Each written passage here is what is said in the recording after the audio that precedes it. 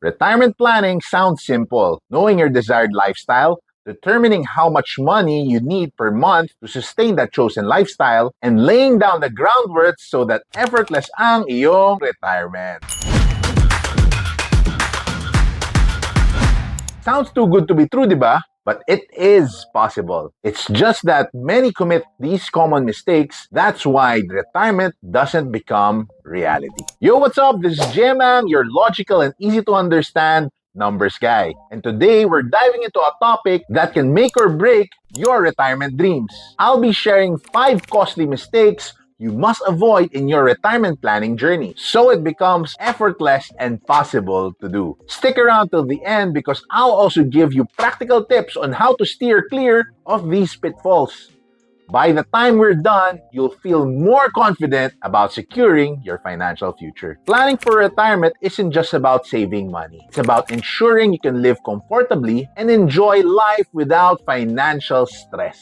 Yes, stress. Sino bang gusto ng stress, especially when it comes to money? I'm sure you're watching this not because you also want to have stress, but gusto mo rin ma-alleviate yung financial stress mo. Mistake number 1, not starting early enough. One of the biggest mistakes people make is not starting their retirement planning early. Through the course of my investing journey, I've had numerous people ask me how to invest in stocks, bonds, mutual funds, crypto, and other different assets. Ang pinakamasakit na feeling is that a few years later, whenever I ask them how their investments are doing, sasabihin nila sa akin, hindi pa ako nakakasimula eh. Or, nakalimutan ko na pala. Paano nga uli yun? Grabe. Time is your greatest ally in building wealth for your retirement. The sooner you start saving and investing, the more money you can benefit from compound interest, which can significantly boost your savings over time. Madalas ko naririnig, busy ako masyado para simulan. I don't have time to monitor it, so I didn't bother starting. Tama naman, you need to understand what you're getting into. What if you set aside 5 to 10 minutes a day for a week para lang aralin at intindihin siya? You don't have to start investing in complicated ones. Maybe as simple as corporate or treasury bonds or Pag-ibig MP2. It will make a huge difference if you start as soon as possible. Mistake number 2. Another common mistake is underestimating healthcare expenses. Yes, I know many would shrug this off as may HMO naman ako, meron naman binibigay si company sa akin, at di naman ako nagkakasakit eh. Pero what if may mangyari? Recently, my family faced unexpected medical costs. And yes, we were hoping that HMOs would be able to cover all of the expenses. And for obvious reasons, we were wrong. Quick background, my mom has her own HMO around 300,000 coverage, and she's also my dependent for an additional 100,000 pesos. Not bad, right? 400k for HMO coverage would be a blessing to many people. Mapapasana all ka na nga lang eh. Pero her own procedure cost over 1.4 million pesos. Less all the senior discount and PhilHealth coverage pa yun ha. Less mo pa yung HMO coverage, we still had to shell out almost 1 million pesos. Sakit, besh! Kaya isa sa learnings ko, buti na lang, nagtatabi ako for my emergency fund. Ito yung reality. As we age, medical costs tend to increase. Failing to plan for these expenses can quickly deplete your savings and your retirement fund. Mistake number 3.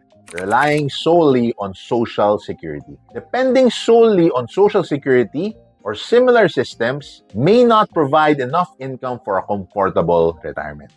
Don't get me wrong, super grateful ako sa mga SSS benefits upon retirement. When my dad applied for SSS benefits when he retired, the pension was used for his medical maintenance for his diabetes, heart problem, pati hypertensive. Yes, combo-combo po yun. And you can do the math kung magkano ang monthly maintenance cost sa ganyang mga sakit tulad ng insulin, pagkuha ng mga sakit sa hypertension. Estimate ko around 20,000 pesos more or less yun. Bottom line, the pension was not enough for the medicines. Buti na lang, may source of income pa din yung mom ko. My dad has his own. So they were able to live a comfortable life despite the high cost of living due to my dad's medicine. Kaya it's crucial to diversify your income sources with personal savings, investments, and pension plans. Mistake number 4, not diversifying your investment.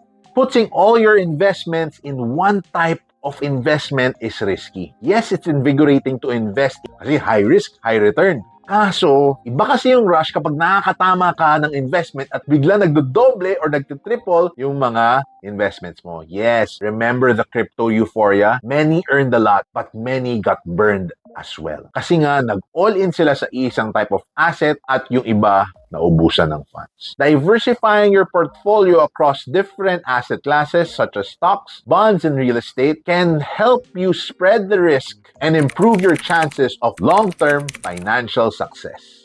I've seen firsthand on how diversification can protect against market downturns. Not too long ago, we experienced sudden lockdowns of not only streets and buildings, but whole nations. Yes, COVID pandemic. It was a time when a lot of businesses started having difficulties because of the prolonged lockdown. Many lost their jobs. Most listed companies dropped by a minimum of 20 to 30%. Imagine if you only had one stock of investment. Sakit nun for sure. Those who diversified into bonds were not affected as much since fixed income were coming in consistently regardless of the market volatility. Use the 100 rule to diversify. 100 less your age will be allocated to medium to risky assets, while your age will be allocated to investments with regular returns and secured principal. Mistake number 5, ignoring inflation. Forgetting to account for inflation can erode the purchasing power, your savings over time. How much is inflation to begin with? It's an average of 3 to 4% annually. Yep, there are years with over 6 or 7% of inflation, but if you check the statistics, it averages down to 3 to 4%. This is where many investor advisors come up with the standard of having a 4% conservative return per year so you can at least not have your money lose its value. Ever wonder why whenever really rich people hear about guaranteed 4% per annum returns and they try to get a hold of these as soon as possible? It's because it's a standard metric for many passive investors to follow to determine if this will be at least be able to match inflation. It's essential to invest in assets that can outpace inflation to maintain your standard of living in retirement. So always be on the lookout for them. And there you have it, 5 costly retirement planning mistakes you want to avoid. By understanding and avoiding these pitfalls, you'll be well on your way to achieving your retirement goals. If you found this video helpful, give it a thumbs up, subscribe for more insights, and share your thoughts in the comment below. Remember, it's never too early to start planning for your future. Until next time, happy planning!